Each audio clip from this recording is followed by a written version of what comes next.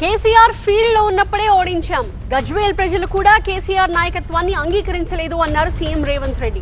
ఆయన గురించి పెద్దగా ఆలోచన కూడా చేయట్లేదు అన్నారు. అయితే తాను ఉద్యమిస్తే ఎలా ఉంటుందో చూపిస్తాను అన్నారు కేసీఆర్. 2023 కంటే ముందు కేసీఆర్ బయటనే ఉన్నారు కదా, వాళ్ళు క్షేత్రస్థాయిలో పర్యటిస్తున్నప్పుడే కదా వారిని ఓడించింది.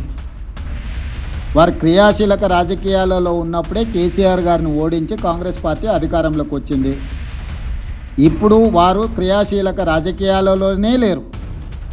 గజ్వేల్ అసెంబ్లీలోనే కాంగ్రెస్ పార్టీ మెజారిటీ గ్రామ పంచాయతీలు గెలుచుకున్నది.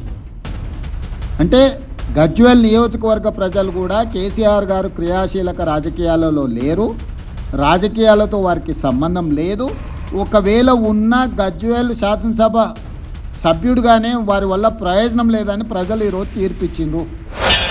తప్పని పరిస్థితి నేను బయలుదేరినప్పుడు తప్పదు.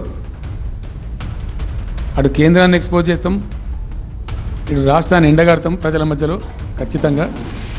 ఇలా మొత్తం విస్తారంగా మాట్లాడినాం, చర్చించినాం. చాలా పెద్ద ప్రజా ఉద్యమాన్ని శ్రీకారం చుడతాం.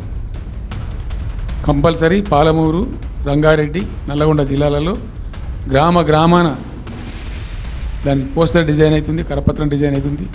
ప్రజా ఉద్యమాలు చేస్తాం, పెద్ద బహిరంగ సభలు పెడతాం. నేను స్వయంగా అటెండ్ అవుతున్న బహిరంగ సభలకు.